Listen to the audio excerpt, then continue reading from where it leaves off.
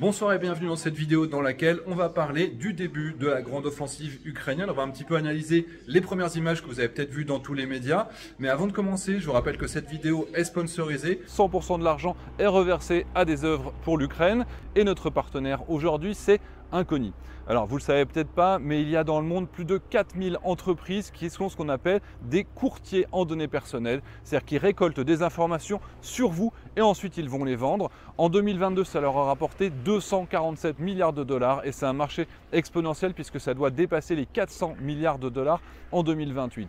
Donc ces marques, elles vont simplement faire de l'argent sur votre dos, mais le plus grave, c'est que ceux qui vont acheter les informations, eux, ils vont adapter leur publicité pour mieux vous cibler et ils vont aussi modifier le tarif, par exemple, d'une assurance, d'un crédit, des billets d'avion. Donc la loi, théoriquement, elle vous permet de demander à ces entreprises de vous faire disparaître de leur serveur informatique. Le problème, c'est que vous ne savez pas quelles entreprises possèdent des informations sur vous et surtout c'est une charge administrative qui est infaisable quand on est tout seul. Et c'est là qu'Inconi intervient. Déjà, vous rentrez simplement vos informations, c'est super simple. Ils vont vous chercher sur internet, ils vont trouver toutes les occurrences qui vous concernent.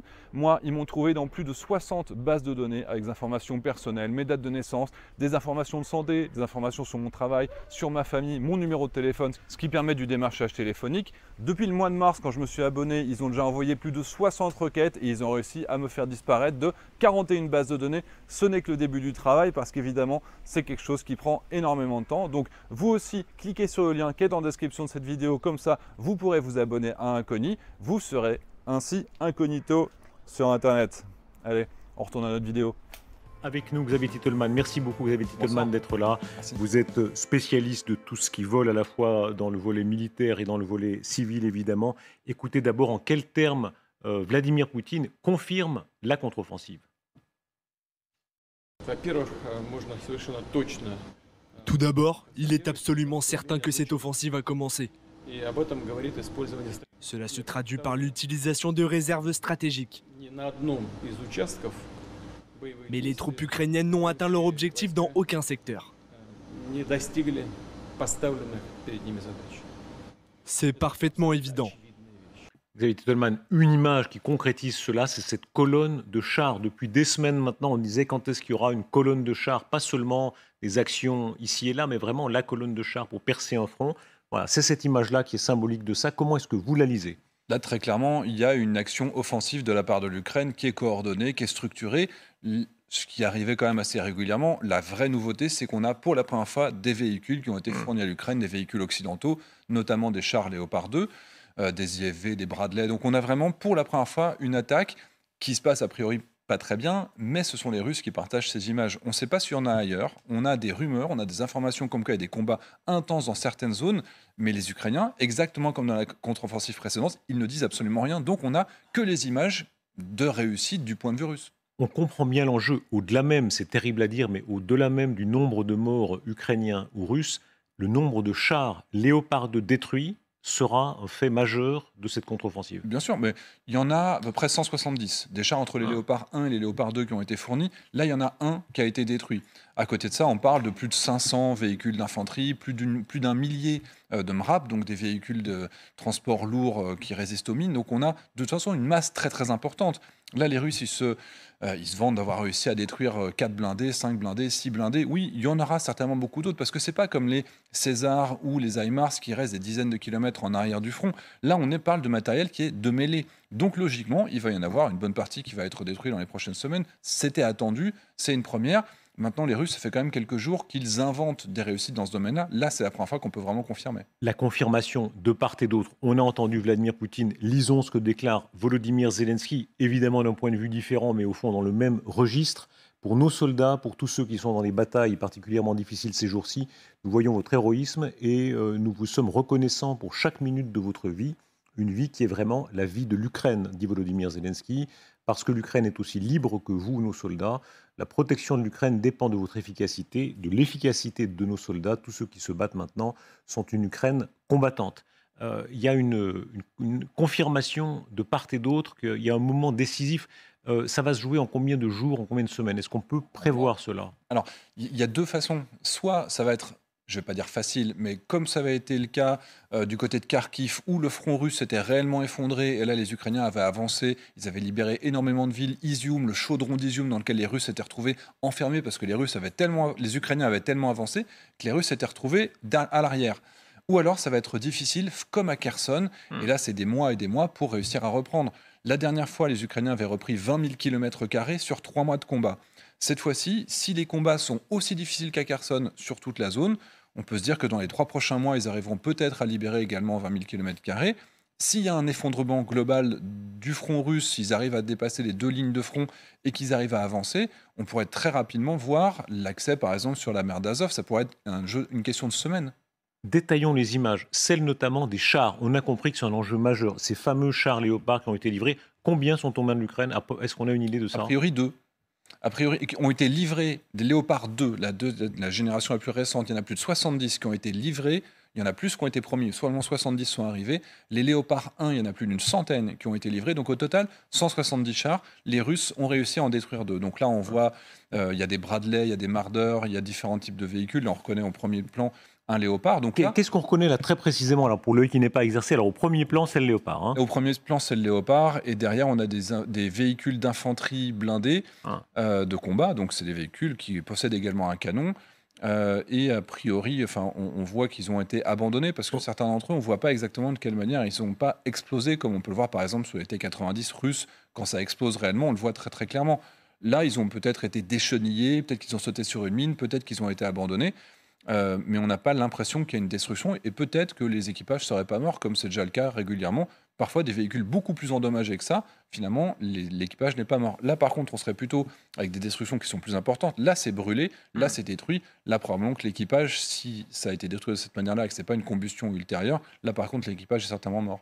On rappelle l'immense enjeu. C'est d'ailleurs sur notre antenne que Mme Baerbock, la ministre des Affaires étrangères d'Allemagne, avait dit « on y va pour les Léopards ». Ces chars-là, c'est le nec plus ultra de la technologie européenne. Le général Richoux vous dirait pas la même chose. Le Léopard 2, il a le gros avantage d'avoir été produit à des centaines et des milliers d'exemplaires même disponibles en Europe. Et objectivement, c'est un char qui est éprouvé, très utile, très efficace et qui possède une chaîne d'approvisionnement qui est très importante. Les puristes vous diraient que le char Leclerc peut être meilleur. D'ailleurs, il a gagné des compétitions face. Bien sûr, mais c'est Léopard. cette génération-là. On est sur une génération très élevée, infiniment meilleure que ce qu'il peut y avoir en face. Maintenant, la question c'est, est-ce que c'est suffisant pour briser les lignes russes, pour réussir à traverser? On voit très bien que les Russes, ça fait quand même des mois et des mois qu'ils se préparent à cette contre-offensive qui est annoncée. Donc aujourd'hui, il y a certainement tous les moyens qui sont mis en œuvre. Mais pour moi, on n'est pas encore sur le gros, sur la masse. On a vu une colonne, on a vu une dizaine de véhicules blindés. Une partie ont été détruites. C'est un échec d'une offensive ukrainienne à cet endroit. Ça ne veut pas dire qu'il y a des réussites dans d'autres zones. Y a-t-il un problème de couverture aérienne quand on a des armes d'une telle valeur, y compris financière? Ça coûte combien un Léopard 2? 2 millions, oui, on parle en millions d'euros. Quand on a une arme de telle valeur, évidemment, les hommes qui la manœuvrent, il faut la protéger de façon aérienne. Est-ce que là, il y a un manque? Il y a un manque des deux côtés. L'aviation russe a totalement déserté le ciel. L'aviation ukrainienne n'a jamais eu une capacité de domination dans la zone. Donc, étant donné qu'aucun des deux États n'a réussi à avoir la domination aérienne, eh bien, c'est un manque au regard de nos doctrines à nous.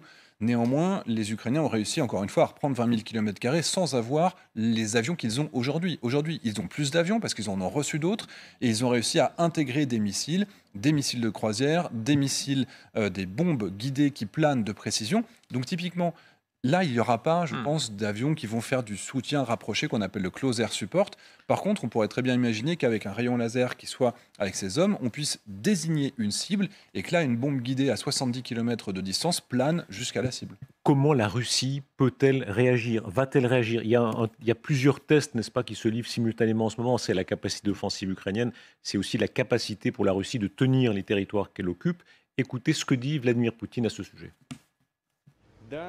Oui, nous manquons encore d'armes de pointe, mais l'industrie de la défense, le complexe industriel de défense du pays se développe rapidement. Et je suis sûr que toutes les tâches auxquelles la défense est confrontée aujourd'hui seront résolues sans aucun doute.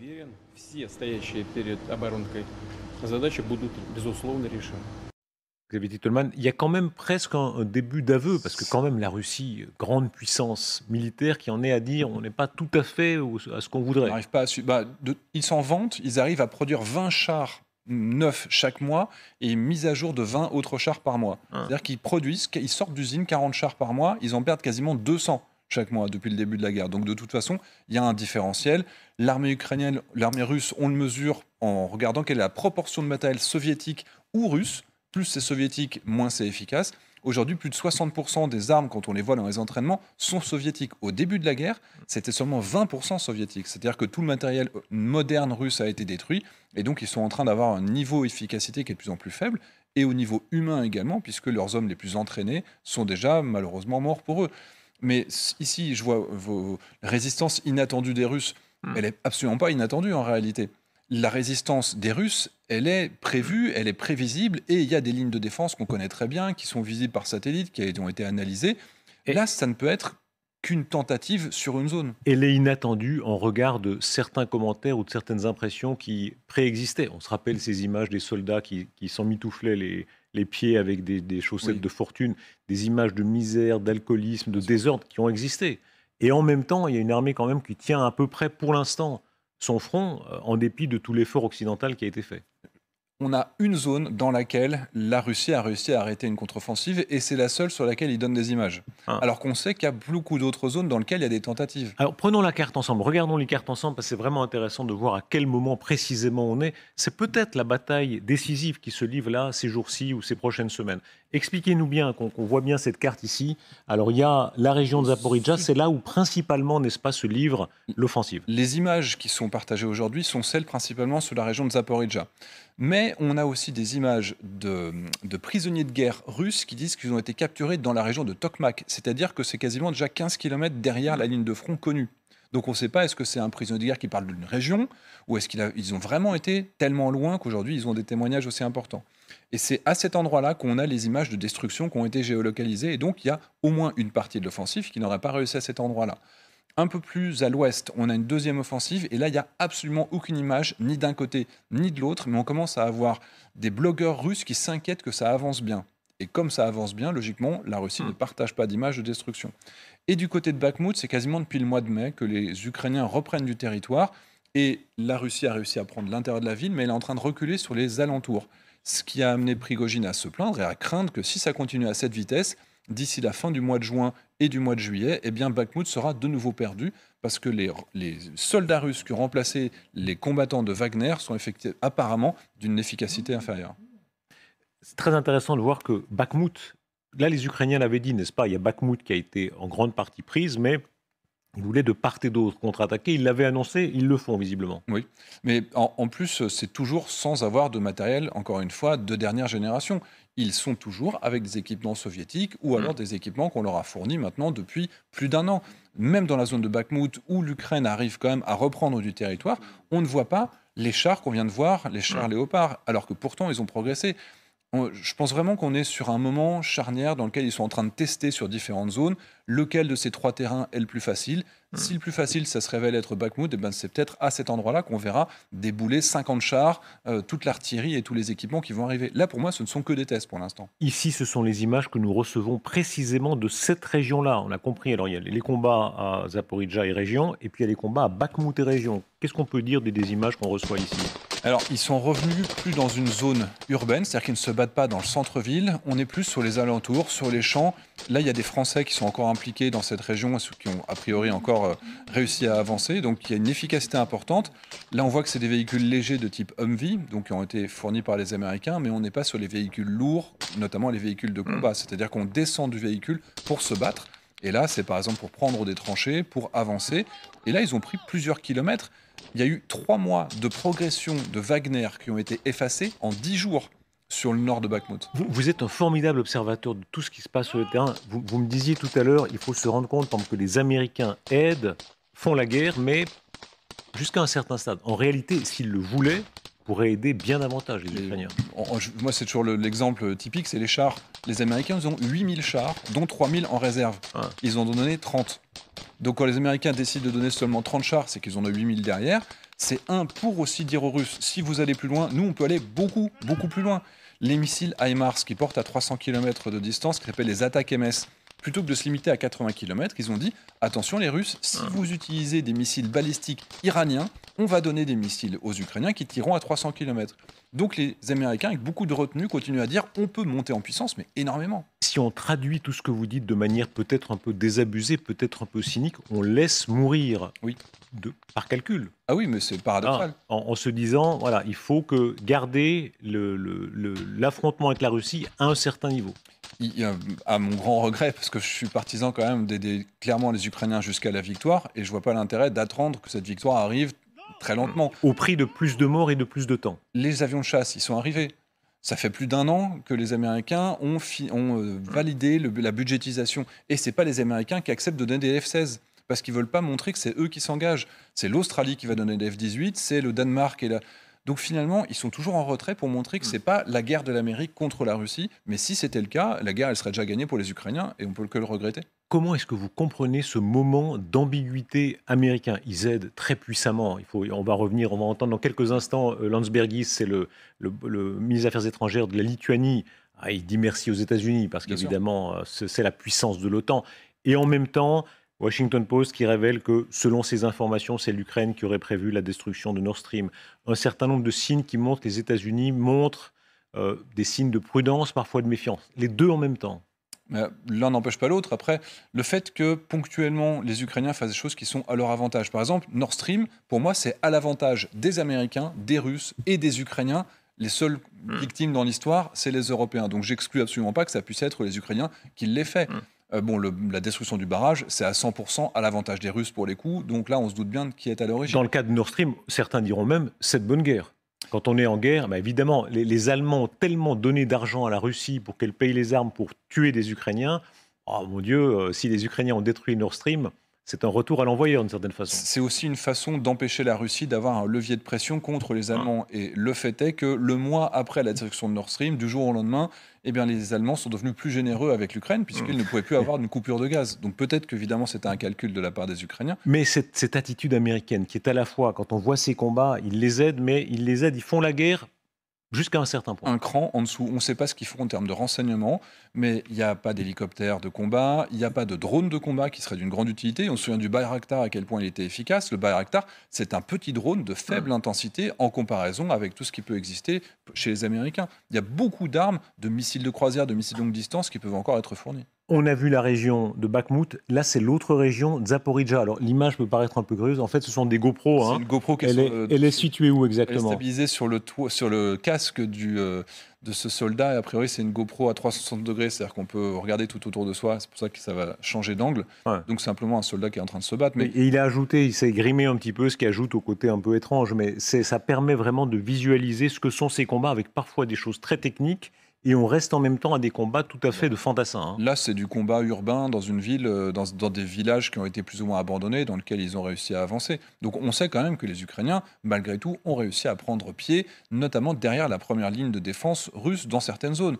Là, on ne sait pas exactement quel village c'est. J'ai essayé de trouver si quelqu'un avait pu identifier cette image, mais dans l'absolu, on sait qu'il y a du combat au corps à corps, avec des hommes qui se battent à la mitrailleuse et qui prennent des tranchées. Ça, c'est une constante dans cette guerre. Là, maintenant, c'est les Ukrainiens qui prennent l'avantage, très clairement. Commentez, s'il vous plaît, l'image qu'on va voir qui est très marquante. C'est un supermarché, comme souvent les caméras de surveillance saisissent un moment où, là, ce sont les Russes qui bombardent à Ouman. Et on voit que la Russie garde une capacité de pilonner un certain nombre de points. C'est même un missile de croisière qui a survolé Odessa, que les Ukrainiens ont réussi à identifier. Vous savez, les Ukrainiens ont développé une application smartphone. Quand on voit un missile qui passe, il faut le désigner dans le ciel et par triangulation, ils arrivent à identifier plus ou moins la zone dans laquelle ça va arriver.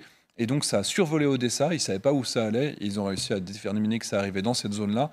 Ils ont lancé l'alarme aérienne, mais les gens, au bout d'1 an, avoir des alertes aériennes toutes les 2 fois par jour, ils ne se cachent plus. Et malheureusement, c'est tombé sur cette ville, c'est tombé sur une zone civile une fois de plus. Mais bombarder les civils, je ne sais toujours pas si c'est parce qu'ils visaient quelque chose de plus intéressant à côté qu'ils n'ont pas réussi à toucher, ou encore une fois parce que c'était une volonté de détruire systématiquement les capacités de survie de la population. Qu'est-ce qu'on sait? Est-ce qu'on sait d'abord si la Russie est au bout de ses missiles? On a l'impression parfois, pardon, je ne dis pas ça pour vous, mais les meilleurs spécialistes, évidemment, c'est une guerre avec beaucoup d'inconnus, ils s'avancent parfois un peu en disant elle a plus de missiles, elle a bientôt plus de missiles, pour finir on voit qu'elle continue à frapper quand même. Alors, elle en a presque plus. Elle en a presque plus, et depuis longtemps, il n'y a eu aucun tir de missile du 9 mars jusqu'à début mai. 0. Et on imagine, la production de missiles russes doit être presque un missile par jour. Et donc finalement, quand elle ne tire pas pendant 60 jours et qu'elle fait plusieurs salves de missiles derrière, eh bien on se retrouve de nouveau avec 50 missiles tirés chaque semaine pendant plusieurs semaines de suite. Et ça fait des dégâts, évidemment. Donc le rythme qu'on observe aujourd'hui, ils vont certainement de nouveau faire une pause pendant peut-être 2 mois. Et puis dans 2 mois, ils vont recommencer à tirer énormément de missiles, d'autant qu'il y a les Iraniens qui les aident également derrière. Donc ce rythme qu'on a vu dans les dernières semaines, si on le moyenne sur 3-4 mois, finalement, ils tirent à peine 1 ou 2 missiles par jour, c'est pas beaucoup. Pour arriver à une telle charge, on voit l'onde de choc là, dans ce magasin qui était visiblement près, n'est-ce pas, du point précis de bombardement. Il faut quelle charge de... Alors ça, on est au-delà de... C'est un obus d'artillerie, c'est 30-40 kilos d'explosifs certainement. Après, sur ça, en tout cas, c'est pas un... On aura le général Richoux, à chacun, c'est... Voilà, vous êtes complémentaires, on lui posera la question tout à l'heure. C'est pas une bombe d'aviation qui fait 500 kilos, très clairement. On est sur peut-être un drone kamikaze iranien ou alors un missile KH-101 qui transporte une centaine de kilos d'explosifs. C'est vraiment cet ordre de grandeur. On a bien compris que l'enjeu, ce sont les destructions de matériel. Vous le disiez de manière très marquante, à quel point chaque destruction de Léopard aura un enjeu politique majeur. Évidemment, il y a des pertes humaines aussi. Écoutez ce que dit Vladimir Poutine ce soir à ce sujet.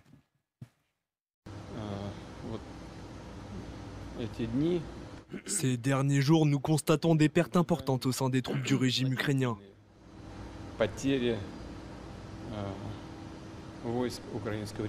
Il est connu que dans les opérations offensives, les pertes sont de 3 pour 1. C'est un classique.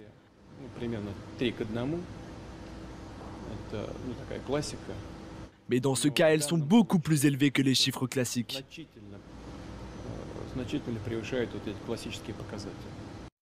Un mot d'abord sur les proportions que donne ici Poutine. C'est n'importe quoi. Ce n'est pas les pertes qui sont de 3 pour 1. C'est le rapport de force. Celui qui est à l'offensive doit avoir localement une supériorité de 3 pour 1, effectivement. Et après, effectivement, si l'offensive se passe mal, c'est celui qui attaque qui subit le plus de pertes. L'exemple criant de Bakhmout où les Russes ont perdu plus de 40 000 hommes sur la zone pour avancer à peine. Et l'autre exemple, quand ça se passe bien, par exemple les Ukrainiens vers Izium, l'offensive a été un succès, donc c'est là aussi les Russes qui avaient le plus de morts. La part de vérité cependant, c'est que évidemment quand on est à l'offensive, on est plus exposé. Ça c'est une vérité militaire de tous les temps, n'est-ce pas ? C'est celui qui avance, qui prend les risques. Dans tous les cas, rester retranché, c'est ce qu'ont fait les Ukrainiens à Vuhledar et c'est ce qu'ils ont réussi à faire pendant tout l'hiver. Ils ont réussi à bloquer les offensives ukrainiennes. Je rappelle juste un chiffre. En mars, les Ukrainiens ont pris... Les Russes ont avancé de 1 km². En avril, 5 km². En mai, moins de 10 km². C'est-à-dire que 3 mois d'offensive dure dans lequel ils perdent jusqu'à 130 chars en 3 jours sur Vuhledar, tout ça pour avancer de 20 km² sur 3 mois, c'est absolument ridicule. Maintenant, est-ce que les Ukrainiens réussiront à en faire mieux ? Ça, on le verra dans quelques semaines. Le réservoir de population, est-ce que ça compte selon vous ? La Russie, 140, près de 150 millions d'habitants. L'Ukraine, on est dans un ordre de grandeur de 40 millions et quelques, n'est-ce pas ? Tôt ou tard, est-ce que ça pèsera ? Bon, ça pèse déjà, mais la question c'est quelle est la proportion de la population qui va réussir à accepter une mobilisation du côté ukrainien et du côté russe ? Est-ce qu'ils peuvent mobiliser 10% de la population ukrainienne ? Je pense que oui. S'ils mobilisent 10% de la population russe, par contre, ça passera absolument pas. Et ils sont déjà dans des grandes difficultés pour trouver les moyens d'égaler. L'armée ukrainienne aujourd'hui, c'est de l'ordre de 700 000 hommes armés. Une partie qui est en entraînement, une partie qui est placée sur les frontières de la Biélorussie et du Nord en défense au cas où, et il n'y en a qu'une moitié qui est engagée sur le front. Les Russes, en face, a priori, ils n'ont pas plus de 350 000 hommes qui sont présents sur le terrain, et ils n'arrivent déjà pas à surpasser l'armée ukrainienne en nombre. Les Russes sont visiblement très conscients que ça ressemble à une bataille suprême, puisqu'ils mettent en avant leurs principaux chefs de guerre, Gerasimov, Shoigu. On reçoit depuis quelques heures beaucoup d'images de Shoigu qui se montrent, alors avec quelle efficacité chacun c'est le combat qui en jugera. Ouais. Mais il se montre là. Qu'est-ce qui se passe là ? Il était temps qu'il se montre. Enfin, je veux dire, on a quand même Prigojine. Alors pour le coup, on l'aime ou il l'aime pas, mais c'est un chef de guerre. Il est sur le terrain, il est avec ses hommes, il serre des mains. Là, c'est peut-être en Russie, il s'est peut-être pas bien en danger. Prigojine, il était sur les toits, il était à portée de sniper. Donc ils sont obligés quand même d'essayer de montrer qu'eux aussi ils sont présents sur le terrain. C'est une image, voilà, pour essayer de répondre aussi à ce que Prigojine a dit il y a quelques jours, comme quoi, eux, ils sont absents et ils méritent juste d'être pendus. On est quand même à ce niveau de violence. Dans l'auto-célébration des militaires russes, il y a une constante. Ils prétendent, à tort ou à raison, que régulièrement, offensive de Napoléon, offensive de Hitler, etc., à chaque fois, ils sont mauvais au début et ils se ressaisissent. Alors, Oui, dans les alors, cas précédents, ça a joué. Est-ce que là, bien sûr. il y a quelque chose, évidemment, c'est leur façon à eux de voir l'histoire, mais est-ce que quelque chose ressemble à ça? Non. Alors absolument pas. Pour le coup, je vois pas une accélération de la capacité de production russe. En tout cas, pas au-delà de ce que les Ukrainiens sont capables de recevoir. Ce qui fait que la Russie s'est pas effondrée à la Deuxième Guerre mondiale, c'est parce qu'elle a reçu un soutien militaire avec des dizaines de milliers de chars de la part des États-Unis. Et le courage, disons-le aussi, le courage Non, mais des Soviétiques, dont des Ukrainiens d'ailleurs. C'était des Ukrainiens, les Russes, bien etc., sûr, les Bouriates, les Sibériens. il y avait énormément d'hommes qui ont accepté de mourir dans des conditions effroyables. Ils n'ont pas eu le choix de toute façon. Mais sans la machine militaire et sans la machine industrielle américaine, l'armée russe se serait effondrée et n'aurait pas réussi à gagner la Deuxième Guerre mondiale. Malgré tous les hommes qu'ils peuvent envoyer. Des hommes qu'on enverrait aujourd'hui au combat, ils n'ont pas d'entraînement, ils n'ont pas d'équipement. Et le fait de faire des images d'Épinal comme celle-ci, dans lesquelles on voit une telle quantité de missiles, alors que sur le terrain, on sait très bien que ces missiles manquent, il y a un moment, on se dit pourquoi est-ce que vous voulez le garder en stock alors que vos hommes sur le terrain, quand on voit des chars ukrainiens qui arrivent dans des tranchées et qui n'ont pas les moyens de se défendre contre des chars, les missiles, ils sont là pour faire des belles images. La une du journal de l'Économiste est très frappante, où il y a ce côté, c'est l'heure décisive, n'est-ce pas? Il y a un côté quitte ou double de ce que nous sommes en train de vivre. Alors, c'est une certitude. Si l'armée ukrainienne a des difficultés à progresser façon Kherson, elle aura beaucoup de mal à retrouver des forces, à retrouver des dons, parce que ce qu'on a déjà donné, on ne pourra pas donner 50 fois 70 chars Léopard 2. Et donc, si son offensive ne permet d'avancer qu'un petit peu, certainement qu'il n'y en aura pas beaucoup d'autres pour avancer encore davantage derrière. Si cette offensive se passe très bien, elle pourra libérer peut-être des dizaines de milliers de kilomètres carrés, comme on l'a vu à l'automne dernier, et peut-être que dans ce cadre-là, il faudrait continuer à les soutenir parce qu'ils n'auront pas perdu beaucoup d'équipements. Ils auront une montée en puissance qui est garantie par l'arrivée des avions de chasse, par exemple. L'OTAN, les Occidentaux peuvent-ils supporter que si ça se passe mal pour l'Ukraine, eh bien, ou bien elle échoue, ou même elle recule en quelque sorte? La déclaration de Rasmussen, l'ancien patron de l'OTAN, évidemment retenti de toute l'Europe, lui parle du tabou suprême qui est d'envoyer des hommes cette fois-ci, non pas des chars Léopard, des F-16, etc., mais des hommes sur place. Il faut lire l'exacte précision de ces déclarations, la possibilité de troupes sur le terrain. Je pense que les Polonais envisageraient sérieusement d'entrer et de rassembler une coalition s'ils n'obtiennent rien à Vilnius. Vilnius, c'est le prochain sommet de l'OTAN. D'ailleurs, dans quelques instants, on va entendre dans ce journal le représentant, un des principaux représentants du camp de l'OTAN. Là, il y a un tabou qui est brisé. Alors, c'est l'ancien patron. Enfin, Rasmussen, c'est une voix. Non, mais il ne fait que répéter ce que l'ambassadeur polonais a dit. L'ambassadeur polonais a dit, si jamais l'OTAN et les alliés de l'Ukraine ne sont pas capables d'aller plus loin, nous, on est prêt à s'engager militairement sur le terrain. Donc Rasmussen répète les paroles d'un ambassadeur polonais en poste, qui n'est pas un ancien pour le coup. Alors après, est-ce qu'il y a d'autres pays qui le suivront? Non.